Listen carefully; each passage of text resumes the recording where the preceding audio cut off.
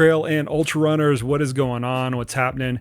Welcome to another episode of the Koopcast. As always, I am your humble host, Coach Jason Koop, and on this episode of the podcast, we have a repeat offender in Karim Ramadan, who is a specialist in sports psychology. I had him on the podcast several weeks ago, and it was just so good, and I got so many great comments on it. I just had to bring him back.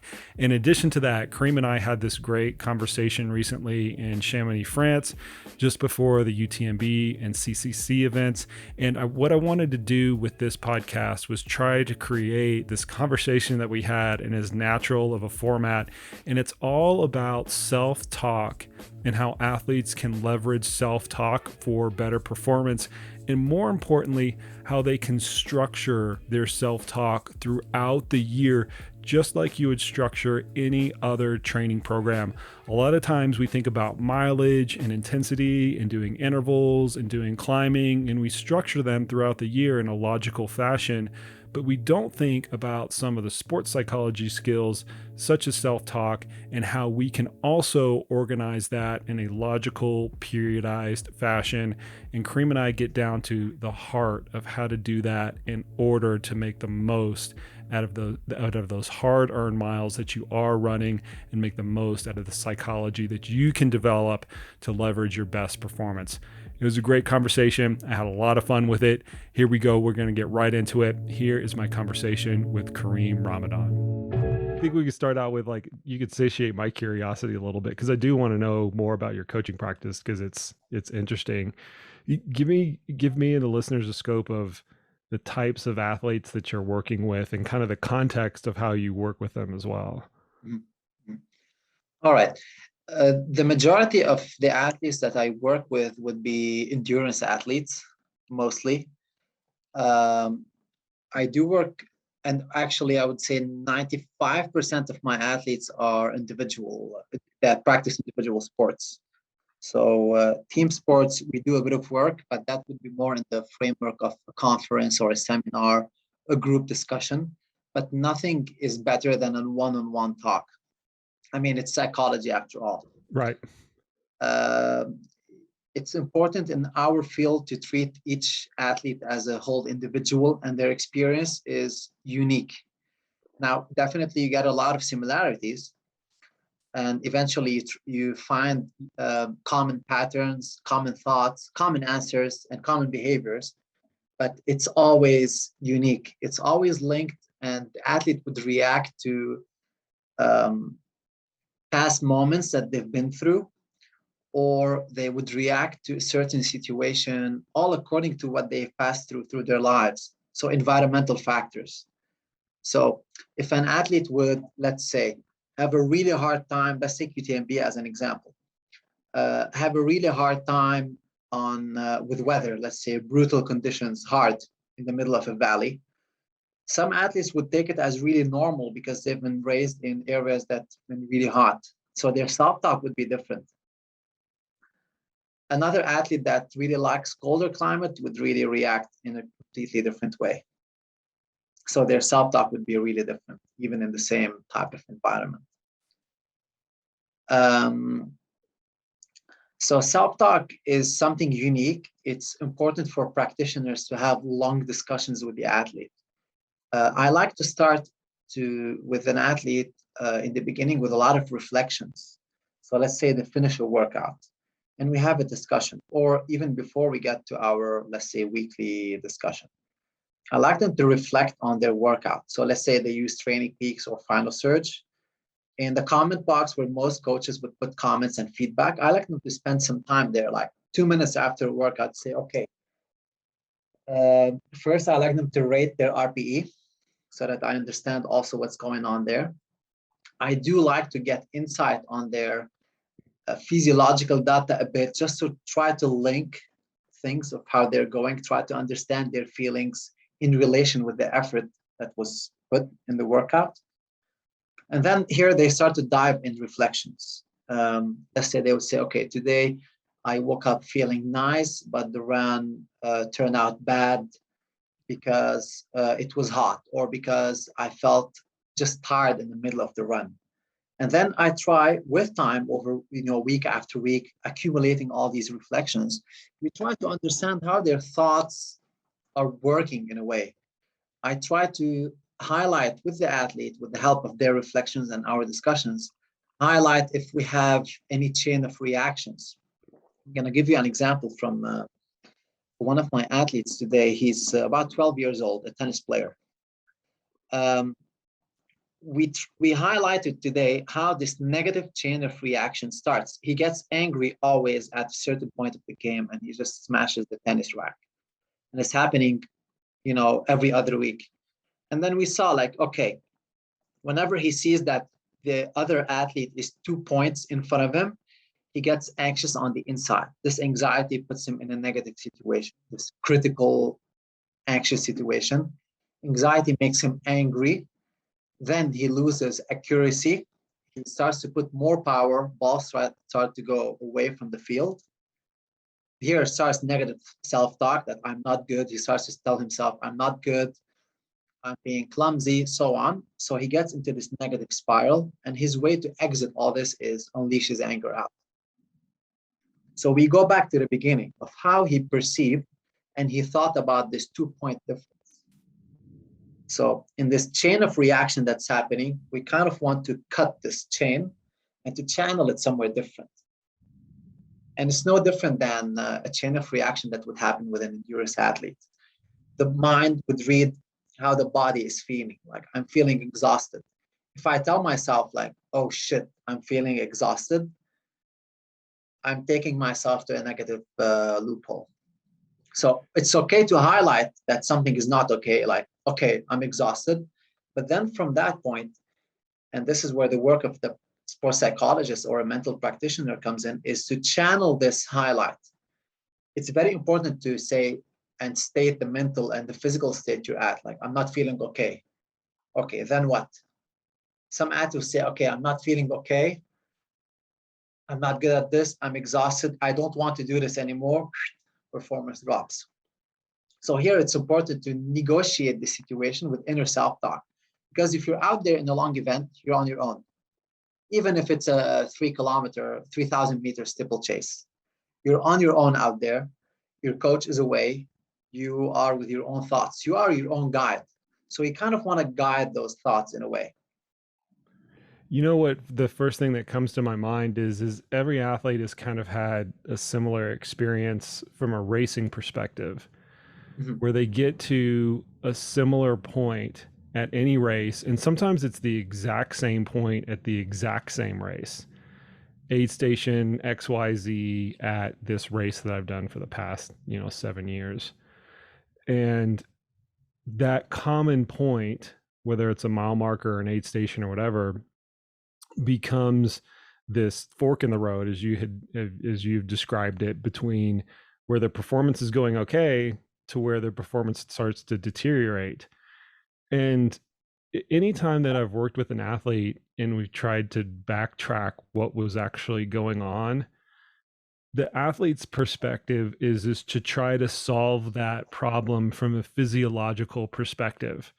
I need more fluid, I need more food, I need to pace something differently, like something physical that's going on. And normally when I've gone through that diagnosis, that's actually not the case. Normally there's something else that happens. They look at their splits and they're 2 minutes off, to give your analogy of being 2 points, Yeah. 2 points behind with a tennis player.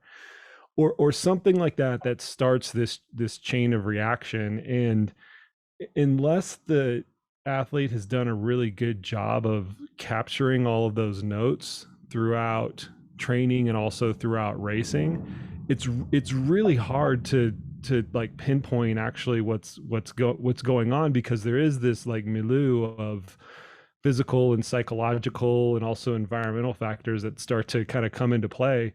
But the point that I always try to make is you try to backtrack that in training first, because you have bad patches in training all the time, right? And it doesn't need to manifest itself into smashing a tennis racket or something like that. It's not something that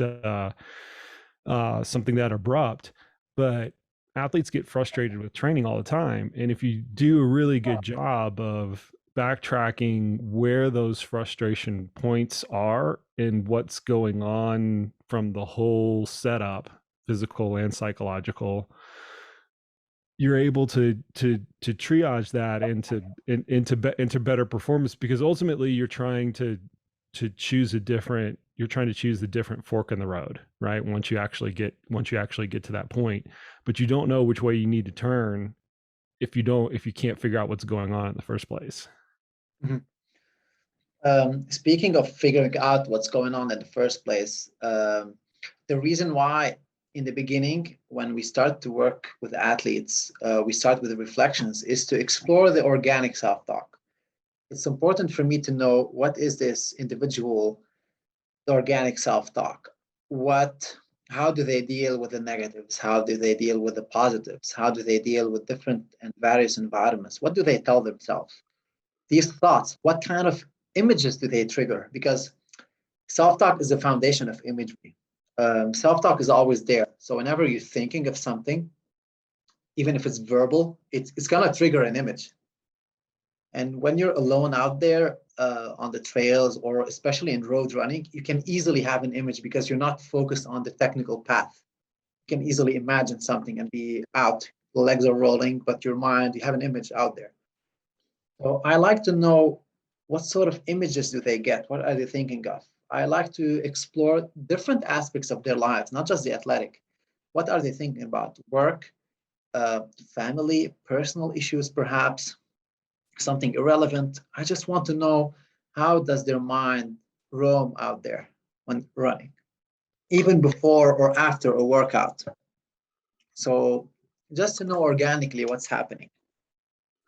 Then we explore what is leading to have positive self-talk, positive feels. Because most of us would easily highlight a negative run, like it was so bad, and we try to analyze and see what has happened. We discuss with the coach or a psychologist and so on. But we rarely think of the positive experiences. We think about it, we embrace it, maybe feel happy about it. Recently, you see athlete posting a story when the training went well. That's how we know it went well.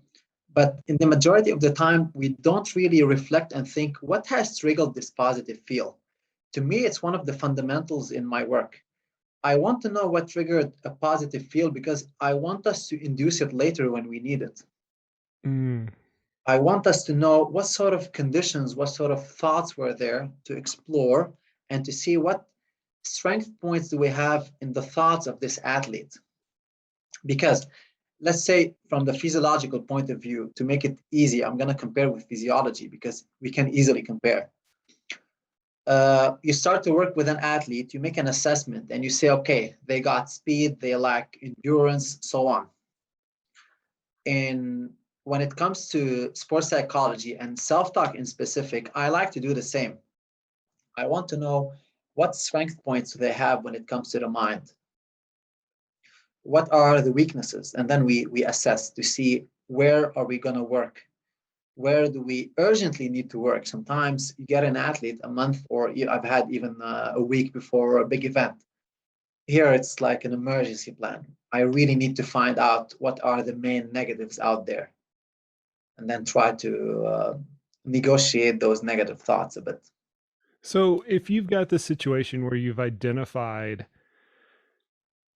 a component or a piece of self-talk that has then triggered a good workout or a good performance, you Yeah. mentioned that you want to be able to leverage that again when the athlete actually needs it, because they don't need it. I'm in complete agreement with you here. You typically don't need this stuff on good days. Everything just happens, Yeah. as it should on good days. You make your money, right? I tell my coaches this all the time. You make your money when things are going bad, and it's probably the Yeah. same Yeah. in your scope of practice too. I like that grin on your face. You make your money when things are going bad, because that's how, that's when athletes really need a lot of help to turn the ship around. How does that process work? Like, if you've identified the types of self, and you could go through a practical example, if you've identified a type of self-talk that is efficacious for the athlete to create a good workout or a good performance, how do you then go about implementing it when you need to turn the ship around? Is it as easy as just say, hey, listen, whenever you're feeling bad, I want you to say this to yourself? I mean, how does that actually practically look? Okay.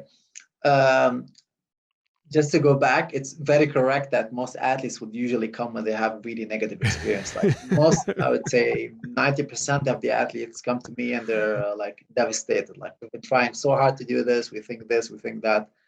Very few say, okay, we're in tip-top shape and we just want to keep it that way. It's very rare. So they come sometimes, it's a bit, I wouldn't say not too late. What's the right term? It doesn't have to be bad to work on the mind. Yeah. But But that's again, the way not everybody's every athlete, oriented. not every athlete needs to work on the mind. Sometimes they're organically very, very good. Yeah. Yeah. It's same thing And with that's very physiology, good. right? Same thing Yeah. with physiology. They can almost kind of do anything in training and they'll be okay. Yeah. Yeah. Very similar. So to identify, let's say, the good elements leading to a good day, definitely after it does require a certain period of reflections and discussions and a lot of exploration and trial and error. Like once we try to figure out some things, I would ask the athlete, like, okay, try to wake up at 7 a.m. because it felt suitable. Your body feels calm at that time rather than a 9 a.m. run. So we try to chase these little details, like what did you eat? What did you watch the night before? Who were you with? Were you training with someone or alone? I have a lot of athletes that struggle when they train with a specific person. They just don't like this other person and it would influence the run, or someone that pushes the pace, or they enjoy to run with a specific person. So we go into these details and we try to induce them in workouts. To induce certain feels, a lot of athletes ask to induce flow state, which is a state that you're rolling effortlessly. You're not thinking much of physical. Your mind is out. You're enjoying to the utmost. So to induce this state, we try to chase the elements that induce it in the first place organically. Was it the breathing? Was it the thoughts? Was it the food, or is it the weather and the surrounding? So a good example of self-induced flow state is I've had this athlete who ran on his own about 100 kilometers, and he felt it was effortless. He finished it at ease, had no issues whatsoever. The moment he finished this ultra run, we went into the details of what did he eat before, the preparation, the weather, the country that he was in. So, and he never got this flow state in his home country. He had to travel to the same place to get it. He felt something connected beyond the run itself. So now, okay, we know what sort of elements this individual needs to induce self-induce flow state. When it comes to competition, it's sometimes difficult to induce the perfect elements because they might say, okay, Right. race starts on a different time, what you like. You might be a morning runner and the event starts at night. So here it becomes a bit difficult. But what we do is we try as much as we can to collect the goods that you like, the pre-race meal, a breathing exercise that you like, certain habits that you like to do. We try to put as much as we can from those. So I have athletes that like to be tip-top focused on races the night before an event, to be watching something race related, to be sharp focused on the race. And I have other athletes that like to do something completely irrelevant. It doesn't suit them to be thinking of race. It would raise their anxiety. So some athletes feel ready when they eat pasta. Some others feel ready when they eat rice. So this is the amount of details that I like the athlete to be mentally aware of. Like I'm doing what I like. I'm doing what leads me to a good state. Okay, so what I'm getting from you is you're trying to set up the entire environment based on previous behaviors and previous patterns in order to kind of like stay out of this negative space in the first place. So Yeah, this is, and I've heard a lot of sports psychologists kind of talk about that environmental, you're looking at the whole environment, right? Training partners, yeah, time of day, what you're eating, all these things you're trying to make conducive to the training session and kind of the athlete as a whole. My thought always goes to overload and adaptation, though, because that's my background, right? It's more of a physiological construct. And when I hear this, we're trying to create this utopian environment for the athlete.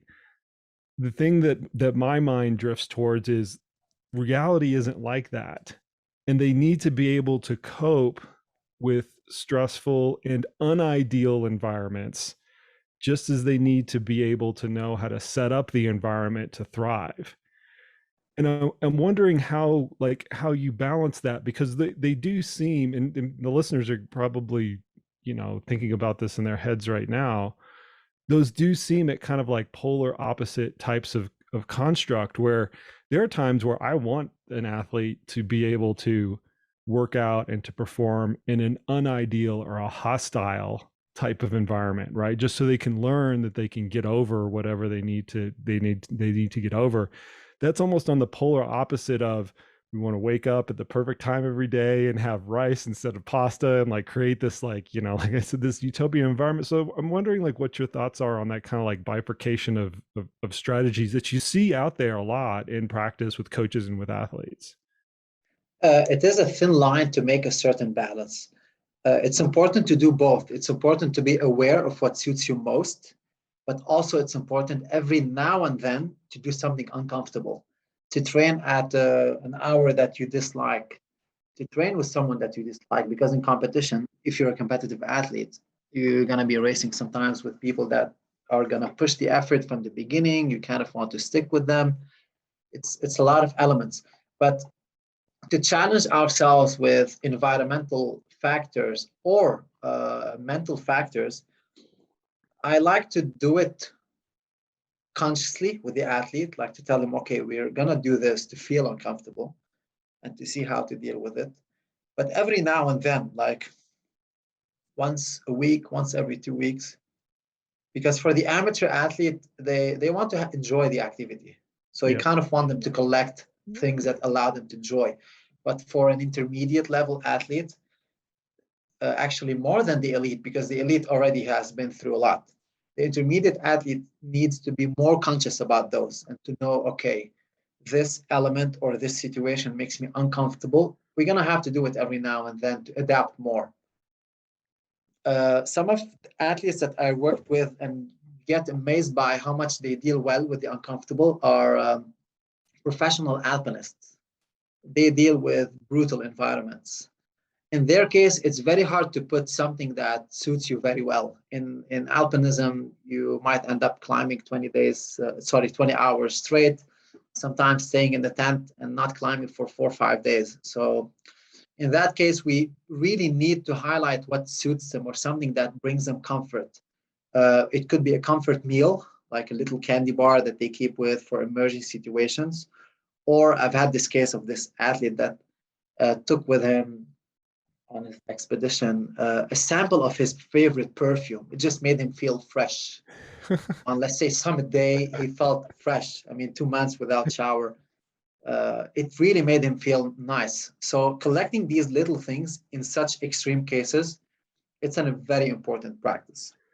So here's what I think is really important from that example right there is the amount of adversity training, we'll call it that. We'll put that in a bucket, right? Where you're intentionally asking, or athletes are intentionally asking of themselves to go out into a harsh, unideal environment and go and train and go and compete. The amount that you're asking the athletes to do that in training is somewhat proportional to what they need to experience in the field of competition or kind of during a task. So your alpinists need to do it more than your endurance athletes, who they're still competing in harsh environments, but not as harsh as an alpinism type of environment. My personal coaching ratio is about 1-5, meaning when I'm looking at organizing an athlete's schedule and things come up, they don't sleep really well for a couple days in a row, or the weather is crap for a few days in a row. 1 out of every 5 of those instances, or maybe 2 out of every 5 of those instances, I'm telling them just to suck it up. just suck it up, get it done. You need some adversity training. It's not going to be the perfect training day out there. You'll kind of get it done. The other 3 or 4 out of 5 times, I'm reorganizing it to suit a more ideal outcome for the particular workout or for the particular phase. And that's because I know during race day, unless they're doing something kind of off the charts from an FKT perspective, or we know they're going to be in a really challenging environment, it's not going to be so off the wall that they're going to have a super honed skill set from that It perspective. depends on the level of the athlete. That's true too. Yeah. If it's an elite athlete, it's easier to get them to, tell them get the job done. An amateur, it depends on the character, in that case, on the organic character of what you have initially. But I think it's the most challenging with sub-elite and intermediate athletes, because if you put too much of those, they might end up disliking. So we see a lot of times, especially with younger athletes, sub-elite, and you feel like, okay, they're going to have a bright future. This is it. Training becomes challenging, lifestyle becomes more structured, and then you stop seeing them. They vanish from the sport because they stop liking what they're doing. It's because we're challenging them too much. So here it depends. I get cases of athletes that are mentally depleted simply because it has been so much challenging for them and so much structure. So here, okay, we discuss with the coach, like, okay, we kind of want a different strategy. We kind of want something that suits what they like, a specific time that suits them most, conditions that they like in a way, just for a phase until they mentally recover, feel fresh. And then here, okay, we start to challenge them again every once in a while. I like to work up close with coaches, not just with the athlete. I like to be very much connected with the coach to know what's their philosophy in training, to know how much are they willing to challenge the athlete. And here, okay, we make this, we got to work as one team to know around this coach, around this athlete, to know, like, what are the goals of this athlete? What's his character like? How much are we willing to develop their mental capacity? Because a lot of aspects from mental capacity development, they come from the physical training. When you put them in brutal conditions that they dislike, like heat or cold, after that, you're going to get an outcome of, okay, they will start adapting to training in the rain. They'll either figure it out or they don't. Yeah.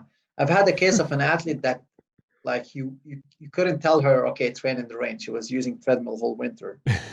And then she was in training camp, and weather was brutal in that area in winter, like the worst conditions. Temperature was 5 degrees Celsius with rain and wind. This is like, it's not snowing, which makes things easy, and it's miserable, wet and cold. You don't want that. Miserable. But she just got used to it. Every day she was out twice, so she just got to it after a couple of weeks. But sometimes you get athletes that break and say, okay, I cannot do this anymore. So you challenge them a bit. You say, okay, how about we try this today? Tomorrow we do, okay, 2 days off, we train on the treadmill. But in her case, it took a couple of weeks for her to adapt. But training wasn't extremely challenging because we wanted one element to adapt to at a time. So it wasn't possible to put this highly structured training program. Otherwise, it will stress her from both environment and the physiological aspect. So we chose one of those, which was the rain. Once she adapted, she was able to resume training normally. In the beginning, her self-talk was horrible. She was feeling miserable in the rain, like, I'm cold, I'm struggling. And then it was like, okay, when's the rain coming? I'm ready. It was amazing to see in 2 weeks how this self-talk transformed from complete negative, denying, like how she was asking herself, what is she doing out there? Like, what am I doing? And then it was like, it became joy. It became like something she wanted. She wanted to train in the rain eventually. So I want to come back to this aspect of how athletes can use self-talk and intentionally develop it and use it to their advantage. Because the example that you just mentioned is, we keep using the word organic. It was one that, I mean, I'm kind of getting the sense from you that the athlete just kind of figured it out. Eventually they just reveled in this cold, rainy type of environment. But I do think that athletes in general can do a better job of evaluating their previous training, looking at those cues of what created great workouts and great performances, and using some of the self-talk learning lessons for the future. But I don't think a lot of athletes have a pathway of how to actually do that, whether they're kind of DIYing their own training or they're working with a coach or they're working with a sports psychologist. And so when take us through how you actually do that as a practitioner. You already went through, okay, we're going to evaluate, we're kind of going to Yeah. evaluate the notes. We're going to look at, what is in Training Peaks, what's in Final Surge, but give a little bit more depth to how you can bring that to light from an athlete that has, 6 or 9 months to train for an event that eventually is going to have to leverage better Okay. self-talk to optimize performance. Mhm. Just to explain something from the case of the athlete training in the rain, we did work on the self-talk. Okay. What made it easy in a way is that I was physically present in training camp for those 2 weeks. So a bit of encouragement in the beginning, a bit of excitement, it can really affect the other athletes. And this is where my job comes, that I have to ignite the excitement somewhere, like, okay, we're getting it done. It might be like this on race day.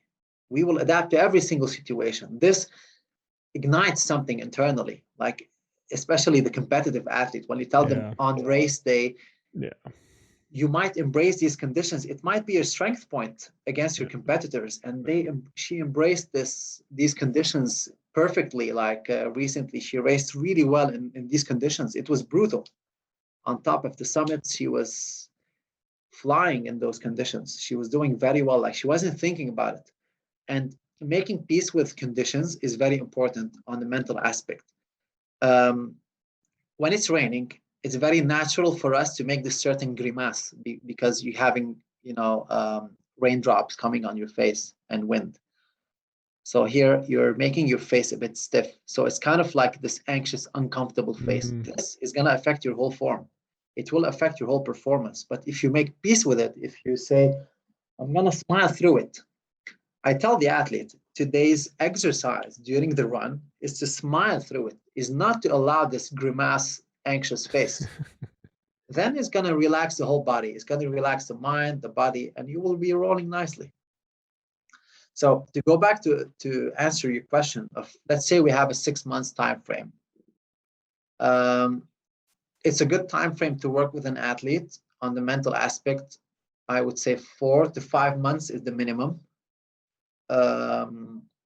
So in the beginning, we have a long phase of reflections and exploration of organic capacity.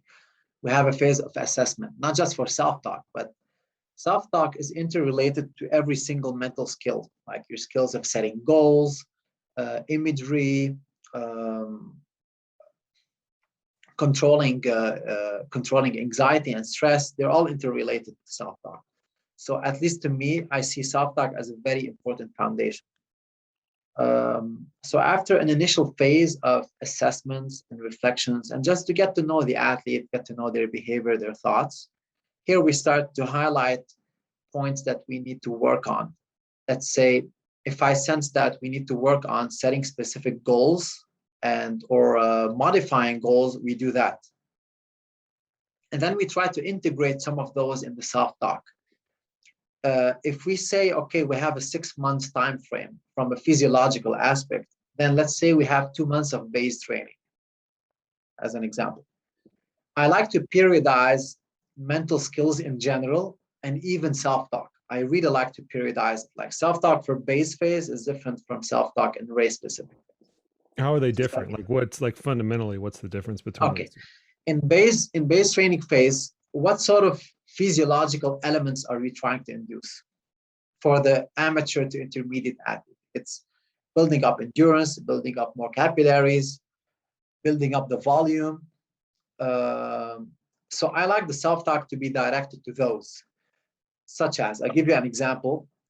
Because training is not intense, I assume, especially in the beginning. If you're working with a good coach in that case, then in the beginning it's going to be nice and smooth to start with. Then I like it to be really fresh and nice self-talk that we work with the athlete together to know. We can introduce phrases such as, I'm starting this, I'm working towards my goal, I'm building up myself. These words will also help the physiological elements happen. Like I'm building up my endurance, I'm going to improve.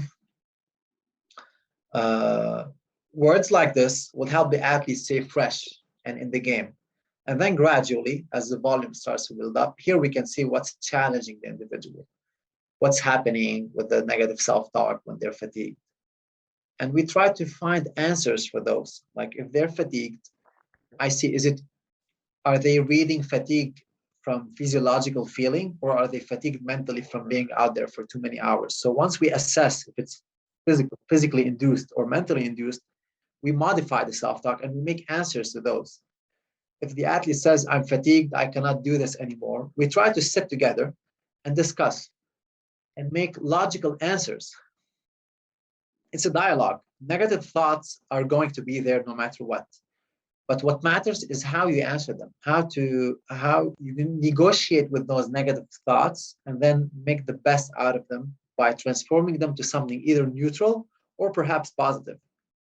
It depends on the situation and it depends on how heavy is this self-talk. Let's say after 2 weeks of break, this athlete starts with their base training.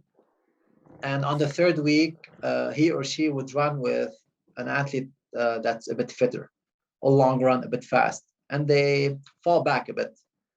The athlete here is going to have negative self-talk. Like, I'm not good at it. They're better than me. How am I going to catch up? So I like in that case to prepare the athlete for such situations. Once we highlight that we are getting such types of self-talk, and in base training, it's common for athletes to get these sort of feelings in early phase of training. So we try to prepare the athlete mentally what to answer those. We can put answers such as, okay, I'm in the beginning, I'm improving a bit, it's going to need a little while to get back at it, and try to make logical answers for those. Like it's okay to be a bit below my regular level. These answers are neutral and a bit logical. We cannot make it 100% positive in that case. Right. We're going to have to suck it up at some point and say, okay, this is how it is. It is what it is. Yeah, it is what it is. And then week after week, we see how things go. And then let's say we get to a little race test, a time trial or hard workout start. Here, I like to see what the athlete, what do they tell themselves about pacing before starting a hard workout, so on, to try to prepare together what's the self-talk is going to be for the bigger events. I did this today with an athlete that she has a half marathon coming up. But before the half marathon, she has a little 5K. So we use this little 5K to test the ultimate strategy that we're going to use in the half marathon. It's a little sample. So we're both going to test the half marathon tempo in a way in this 5K race.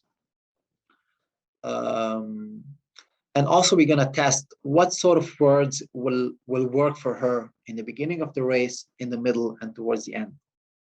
So after this little experiment, we're going to discuss and see, okay, what were you telling yourself? Did it work? This cue word to use on the start, not to start too fast, because 90% of the athletes start too fast. I mean, even the pros would do that. They just, with the excitement.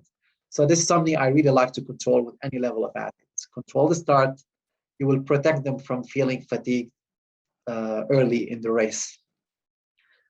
And then, okay, once we feel fatigued, what are we going to tell ourselves? From these little experiments and little races leading to a big event, I like to collect a lot of information.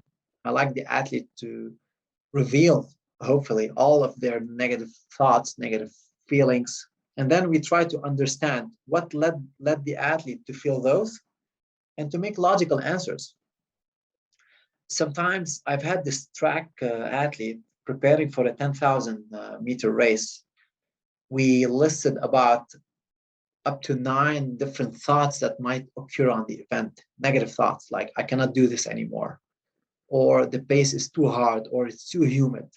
For every single one of those, we listed 4 or 5 logical answers, and we tried to transform and to throw in something positive. When we're preparing for a race over a really long block, 6 months, let's say, you can collect a lot of positive from the athletes. What's their strength point? Is it power? Is it endurance? Is it speed? Is it the uphill, the downhill, loving the technical terrain, rain, sun, snow? We try to collect a lot of those. And then we kind of want to use those as much as we can once we find the right element. If the terrain was very technical and the athlete loves technical terrain, we inject them with a lot of, it's like taking a gel. We inject them as much as we can with positives related to what they like. So they feel fresh mentally with this, so they can mentally recover on this block. If the athlete loves the uphill, we would put few words to remind them that, okay, I love uphill. This is what I'm here for. I love it. I'm feeling nice. If it's actually and physiologically their strength point, it will be very fruitful because they might be passing some competitors. They will grow both mentally and physically, so that if they struggle with the downhill, they will have a bit of mental energy left over to deal with that. Yeah. I get a lot of athletes, especially in trail. This is something interesting in trail running, that some athletes are better in uphill than the downhill. Some athletes are good in technical downhill, but not a dirt road downhill, the more runnable ones. So I like to explore every single strength point they have, all the terrains, read the race as much as we can and know, okay, with the race profile here, we're going to say this. On the downhill, we will try to say that. And I challenge them, like, what if you puke here? What if you fall? What if you lose something? We try to challenge the athlete with a lot of factors that might happen. Anticipation is very important.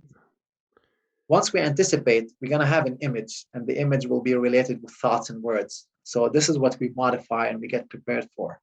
Okay, so the athlete will be wired for the event, at least for the majority of things that might happen. Not everything, but the majority. I want to come back to that anticipation point, because I do think that a lot of athletes spend time haphazardly rehearsing these things that may or may not happen in races without a whole lot of framework to them. And I've always found that, just to then this is to ping off of your strengths and weaknesses piece, that in a race or a competition type of setting, weaknesses tend to get reinforced to a greater magnitude as compared to strengths, because not only is the athlete going to like literally lose time in their weakness, but they're also more critical of themselves at that juncture as well. So it's a negative reinforcement loop that in most cases, the compounding of those two things, physically not being as good at that particular point, it's a technical downhill, right? Yeah. Physically not being as good during a technical downhill, and then also being hard on themselves during that technical downhill, the psychology reinforcing the physicality, the negative physicality part of it is worth greater than the sum of its parts, and normally supersedes their strengths. Because normally on a strength, they just kind of run, as opposed to, hey, I'm doing awesome during this part, and it's my strength, and that has the same compounding effect. They normally don't do that. But I want to kind of get back, before we go to racing, I want to kind of get back to training, because athletes always want quick fixes. And you and I are in alignment. There are no quick fixes to training. It's always chronic adaptation. You presented this scenario where you have an athlete that's training for a half marathon, they're doing a 5K prep, and they're doing that 5K to not only dial their pacing in, but also to dial their self-talk in.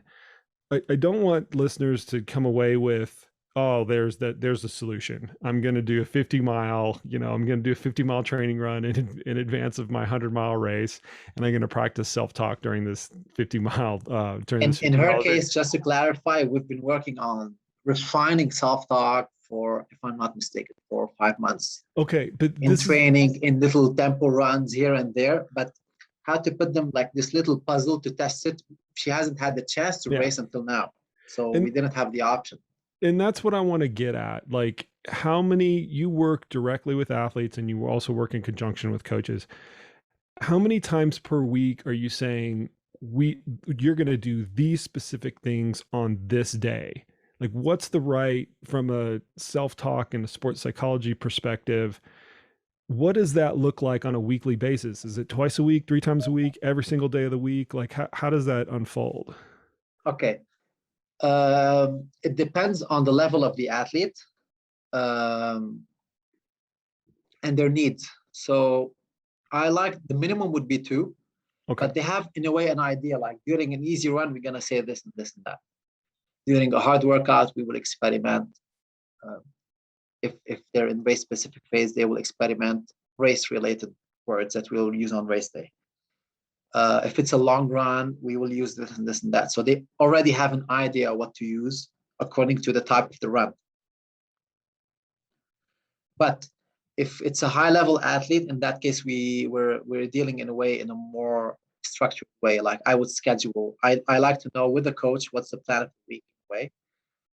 And we schedule together specific keywords to be used in specific sessions. Even we go in depth, like say an athlete had 8 times 1,000 meter repeats. We went one time with this athlete in really detailed level of self-talk that we used for each one of those different set of words and phrases and scenarios. Like I give you an example. There were 8. The first 3, we were only practicing the beginning of the race. So by the end of the 1,000 meter repeat, they have never imagined the end of the race as most athletes do. They were only refining the self-talk to be used in the beginning of the race and the pace to be used in the beginning of the race. Now, the middle 3 keyword repeats, we use self-talk that we will use in the middle of the race. And then the last 2, they were related to the last part of the race. Sometimes I would challenge them. I would put the beginning of the race as the very last one, just not to let them push too hard. And this is very challenging. Like imagine finishing 7 repeats and then the last one, it's the end. You're wired to think of the end of the race, but I'm challenging you to think of the beginning. Yeah, that's it. So what I want to know is when you're working with a track and field athlete, that type of self-talk, it seems, and so you can correct me if I'm wrong, it seems that it's fairly predictable what you need to do if you just divide the race in thirds like you did, beginning, middle, end. It's kind of going to have this self-talk pattern. But I'm envisioning in an ultramarathon situation where the type of self-talk is not as predictable. Never. No, never. It's never predictable. So it's not even not as predictable. It's never predictable. No. Like, what's the analog, right? I guess is what I'm asking. Like you're going through a track and field example. What's the analog in an ultramarathon situation to where an athlete has this like array of self-talk skills that they can deploy that is not necessarily contingent upon the chronology of how the race unfolds? Chunking the self-talk, right, I love chunking it. the race. I love it. Yeah. So I'll give you an example. How many hill climbs did UTMB have in total? 7 or 8? 7. Yeah, I think it's 7. Okay. Yeah. So we could, for example, put beginning, middle, end for each of those hills. This is an example. Yeah. Or to take from one aid station to another as an individual part alone, and then reset again. Like, okay, I'm done with this. Now the next goal is the next aid station. Not so it's terrain-based. I mean, you're suggesting a terrain-based chronology, always. A terrain-based approach. Always. It's so easy for us to look at any race as from terms of distance and gain altogether. Most of the athletes that have been, we were working together for long races, such as UTMB or CCC, we did the self-talk and the imagery all based by the elevation plot of the race. I would put them to visualize. This is like a month before the race, but not the week of the race, because I like them to be mentally fresh, not to think of these too much. So I like them to really go with the elevation of the race, imagine different things, and visualize the self-talk, visualize the negatives and how we deal with them. and then we chunk in different parts of the race. So it's not okay for everyone. I like them to tell themselves to calm down in the beginning. This is very common, I would say, in any race. But then it becomes very different in ultra running because most races in ultra running, there's a really high chance that you will have a low point somewhere. You're gonna have to deal with it. This is how it is. So we try from visualization and training to accept that, okay, there will be a low point. But what's very challenging if the athlete wasn't racing so much is that they might be shocked from how low it can be and how much they will like. They tend to forget that it can be miserable sometimes. And this is something in training it's hard to use because in training it's especially for the amateur ultra runner, they're going to be out 35 hours, 40 hours. In training, you're not going to train for 40 hours. So you can physiologically, it's very challenging to mimic how miserable things can be. So here it's we try to mentally prepare and try to remember. So we do a lot of reflections related to previous events to remember how miserable it can be, but still it's not 100% similar. And this, I've seen that it was very challenging to mimic and to prepare for. Many athletes were shocked. Like I even, I'm a sports psychologist and I get shocked by races sometimes, like especially the shorter ones, like myself every time, like it's hard, it's brutal. And you train, you prepare, and it's a short event, but still in race day, it's always different. It's always different. Here's what I do. You can give me your thoughts on this. And I do this especially with my like really experienced athletes where I know that they're going to go through a low point, and even as experienced as they are, they might not not have experienced as low of a low point as they're going to experience in their next race. So I just have them draw up the worst scenario they can think of, write it down on, paper, electronic paper, send it over to me. And inevitably when they send it over to me, I add 4 or 5 things on this like dog pile of crap that they have kind of come up with, right? They come into an aid station, their crew's not there, they've broken a pole, their shoelace is untied, they're nauseous, they're throwing up, like, there's like 10 different things that are all kind of like happening at once. And once we come up with that whatever kind of like contrived situation that is inevitably an amalgamation of real things that could happen all at once, and that's typically what creates these really low points, is it's not just 1 or 2 things, it's 4 or 5 things that are greater than the sum of their parts. And so the exercise is to try to create the worst of the worst, that is the sum, that is greater than the sum of all the worst parts that you can think of. And then I just ask them to solve the problem. Like just solve it, like write down narrative format, go ahead and solve, go through all these things and what's the outcome. And that whole process usually takes like 3 or 4 weeks of conversation to actually kind of work through. But the point with the point that I always mention at the end of the day is that there's always a solution. No matter what you're faced with in an ultramarathon or in life for that matter, there's always going to be a solution to it. And I've used that technique or that strategy like several times, and inevitably it's not as bad as what you can kind of create in training. And where I got it from is I got it from the MMA world, because I saw a lot of coaches and a lot of sports psychologists that would have their fighters rehearse that in training. What's the worst situation that you could be in with this particular, opponent that you're facing? Well, I'm in some submission that they're really well known for, is kind of the basic scenario, right? Where it's a von Flue choke or, some sort of triangle or whatever that their opponent is really well renowned for. They get caught in that is usually the worst thing that they can kind of come up with, because when you're in that athlete's, your opponent's strength, it's impossible to kind of get out.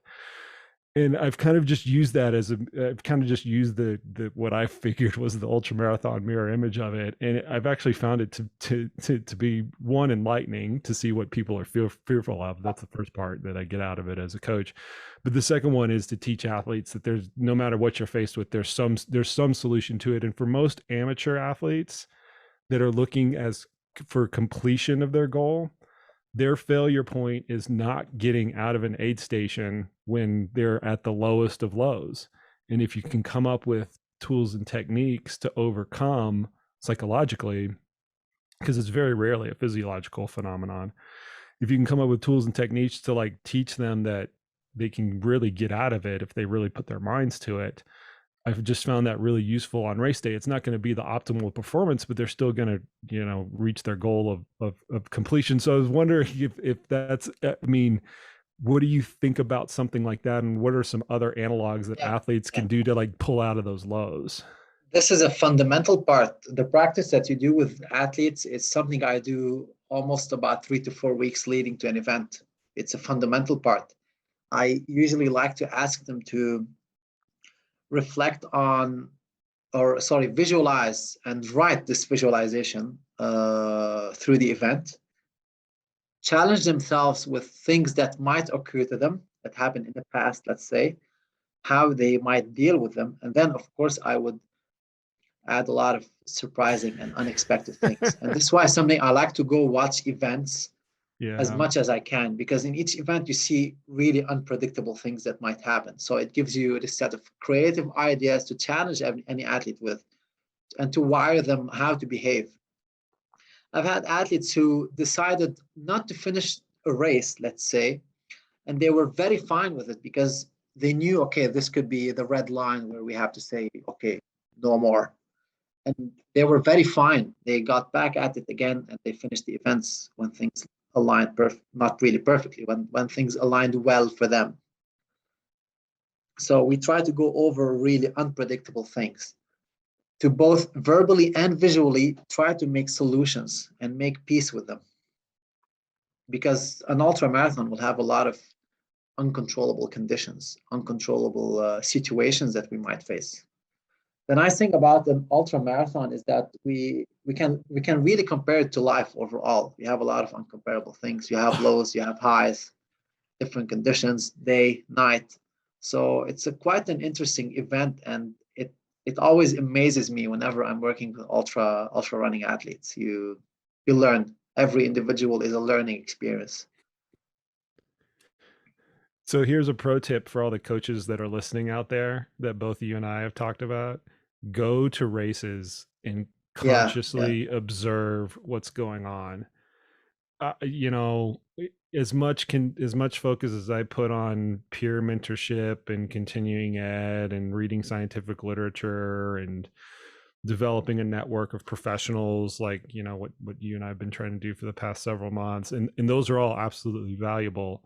There's one really simple thing that all coaches can do to immensely improve the effectiveness of the coaching that they deliver to their athletes, and that's just to go to races and just constantly and consciously observe what's going on, write it down in a notebook, and use all those learning lessons and deploy them with your athletes. It's just so I cannot quantify how valuable it is. I wish I could yeah, charge for yeah. it. I wish I could like charge for that, because that's like the golden goose right there, being able to do that. Yeah. Um, Also, a tip for students that are freshly graduating from either any sort of professional sport program is to listen. Is to listen to coaches, even those who might not have a degree, but they've been working for 20 plus years. It's a tremendous opportunity to learn just by listening. Uh, Coaches that have been practicing for a large amount of years, like even sometimes they surprise me with mental tips that you don't see in the books or at university Yeah. even. Yeah. Well, I mean, Yeah, this brings it full circle to what we were talking about on how athletes can improve, is writing down their training and having the coach or somebody else like actually yeah, listen and or read what those comments are to come up with the common linkages of what's going to induce performance. I think mhm, that pattern of this is what worked and didn't work, and here's how we're going to leverage that for the future. If you put a really good eye on that, it works across physiology, it works across psychology, it works across all of these elements of athletic performance. Because if you first have a good fundamental framework of how things work, and then you can look at those individual components to figure out how each athlete works within that base framework, that's going to be a winning formula with any athlete that you can work with, period. And athletes that are DIYing it, that's your winning formula. figure out like the baseline knowledge, and then look at your, like, really scrutinize your previous training, what you've done, how it works and how it doesn't work. That gives you the capability of unlocking so much. To make it simple for the athletes and the listeners, just like on our previous podcast when we said mental skills should be periodized, self-talk should be periodized too. It should come in a synchronized way with your training. So sit with your coach, or if you're self-coached, try to sit down, make a plan, say, okay, in base training phase, self-talk is going to be related to what sort of effects I want to get from those.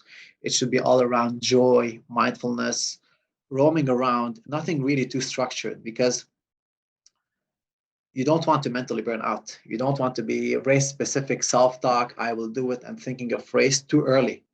It even will affect your training sessions so much. You end up increasing your effort. Even heart rate can easily raise by 10, 15 beats simply if you're thinking and telling yourself stuff related to a race. I see this every other day with athletes. You see that they get too excited, they increase the pace, or even they keep the same effort, but heart rate rises up to 15 beats, and then the athlete would come and ask you, okay, what has happened today? And I asked them, okay, was it hot? No. Okay, what were you thinking about? Was it race? Okay, that's excitement. So in And this then early phase, as the race draws near, that's when you can deploy all the race specific stuff. exactly. So when you start to train for your event in really specific, first off, try to know your strengths. Don't do too much of those, sneaking them every now and then. But for the high level athletes or intermediate athletes, if let's say they hate the downhill, I hope that coaches would listen to sports psychologists in that case to know, like, okay, the athlete is really having negative self-talk on the technical downhill. So we might want to add a bit of those to sharpen them up for the event, to allow them to adapt. And then, okay, in parallel, we will be working on refining that self-talk with physiological adaptation. Once they start to feel a bit better with the downhill, then we can find something positive and we hammer it to really start to make it eventually a strength point. Because this is what we want to do. We want to make something we're not good at, we want to make it good and eventually very good. So same goes with the self-talk that comes in parallel to the physical skills. So in the middle of the season, we're refining self-talk. We're trying to make answers for the negatives. Where some of the things we're transforming them to positive or to neutral at least. And then towards the race, it's race specific. You know what you're good at, you know what you're not good at, and you're trying to make a bit of logical explanation, and you're trying to understand how your chain of reaction is working, and you try to somehow cut or a bit manipulate these negative ones. But my tip number one is always start on the conservative side and control your self-talk in the beginning. Yeah. This changes the whole event. This is my golden tip for any athlete over any distance. Like, really control your self-talk in the beginning, especially in ultra running. It's a long journey. It's not that first uphill or that first hour of the race. You don't know what might happen if you're 3-4 hours out there, and even on longer events, 20 hours out there. That 1 hour can make a huge difference if you really start on a bit of a conservative side. We see even the elites blowing it off with their start. Yeah, and the more and more I talk to sports psychologists, the more and more I realize how much it actually parallels what you're trying to do with the physiology. I mean, even down to that just race scenario, you'd say the same thing physiologically. You don't want to blow yourself physiologically in the first, quarter of the race. And the same thing with self-talk or any sort of sports psychology. The mind is going to read what the body is feeling. It's very simple. Yeah. I get a lot of coaches that would say, when you're watching events, I think we spoke about this in the previous podcast, but I will repeat it.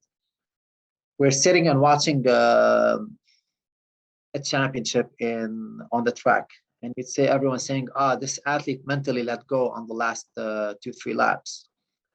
Most of the time, they didn't let it go. They just started slightly too fast, and they're paying for that mistake. So it's not mental. We blame the mental a lot of times, like it's mental, they're mentally let go, they're not strong in the head. And then everyone will tell them that after the event, and they will make them feel horrible about their mental state. Horrible. But this is a big mistake that we see from coaches. A lot of time, the coaches has to understand that there's a lot of physiology happening. The mind is reading the physiology, and a lot of physiological consequences can happen. It's so simple from that starting too fast by a couple of seconds on that lap. It's going to put you in a really negative spiral. And then the community will bombard you because everyone just thinks that you mentally let go. Okay, sometimes we do mentally let go, but it's not as common as you think. If you pace yourself well, if you know physiologically what you have and you try to pace yourself well, given good conditions, of course, then okay, you can do well eventually. I'm always reminded that the peanut gallery really never knows what's going on. Yeah. And we're dealing with that right now with after we're sitting here a week after UTMB recording this, and all the banter this week is going to be on how terrible the US men are, which is true. They weren't very good. I think that's kind of goes unstated. But the peanut gallery as to why, and I'm part of the peanut gallery, I'll fully admit, as to why they were so bad. We very rarely know actually what's going on at the end of the day, right? Only the athletes know. And I think if we take that as the first perspective, it offers a little bit. Sometimes it's unrelated to things that, okay, the athlete has trained. Everything was really good. The preparation, the training, mentally, everything is fresh and sharp. But sometimes a lot of factors can happen. It's just not your day sometimes, especially on long events. Yeah.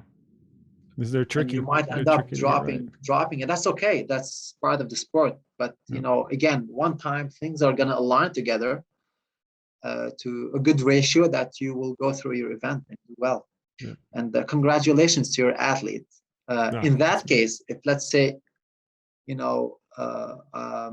I'm closer to such an athlete, I would easily, a day or two after the event, sit and reflect on how things went well and explore a lot of elements, a really long discussion with a lot of, before that break, after, really, it has to be fresh.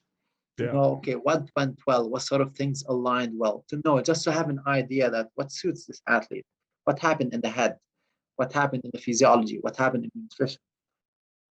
It might be overwhelming for the athlete to work with several professionals. So let's say if I'm a sports psychologist, I'm going to have a discussion with her.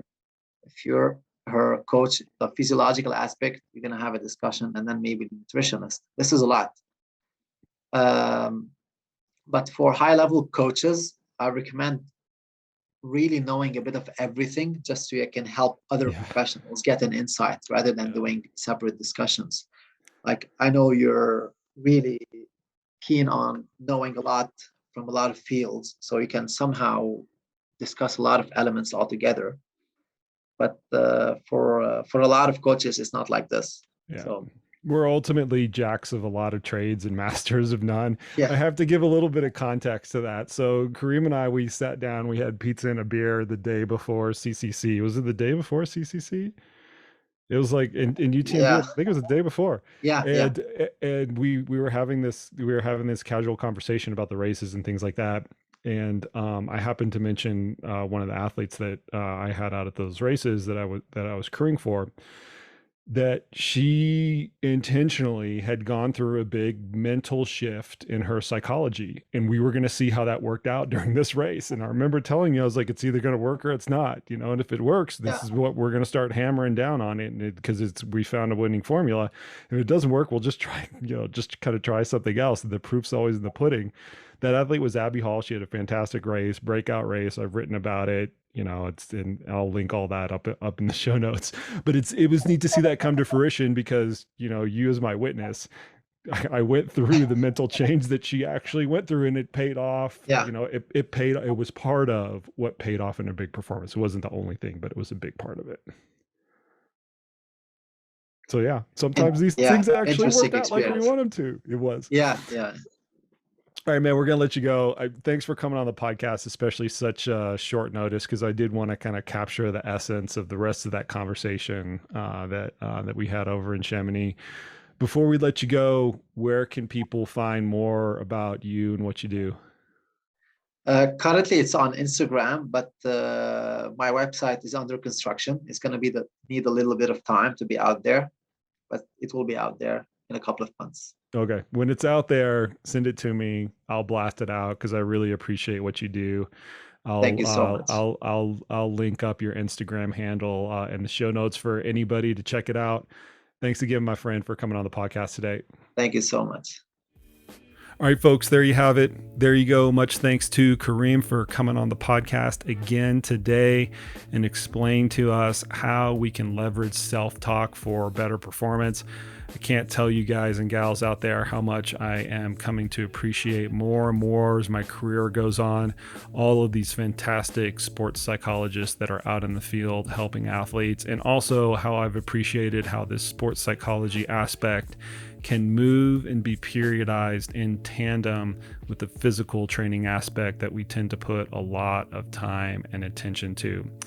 I appreciate the heck out of each and every one of the listeners out there. As a reminder, this podcast has no sponsors and will never have sponsors. That is a promise that I made to the listenership at the very beginning of me starting this podcast, and it's one that I have dutifully attended to throughout the course of this podcast, despite people hitting me up and companies hitting me up every single week, wanting to throw me a few bucks to endorse their products. It is just not something that I want to get involved in, because at the end of the day, I'm a purveyor of advice, and I don't want any type of sponsorship or endorsement to adulterate that advice that I'm giving through these airwaves to you guys, the listeners. You all can help this podcast out by sharing it with your friends, your colleagues, and your training partners, or you can leave a rating or review on iTunes. I very much appreciate it when I see those ratings and reviews come across the wire. Appreciate the heck out of everybody listening, you guys. And as always, we will see you out on the trails.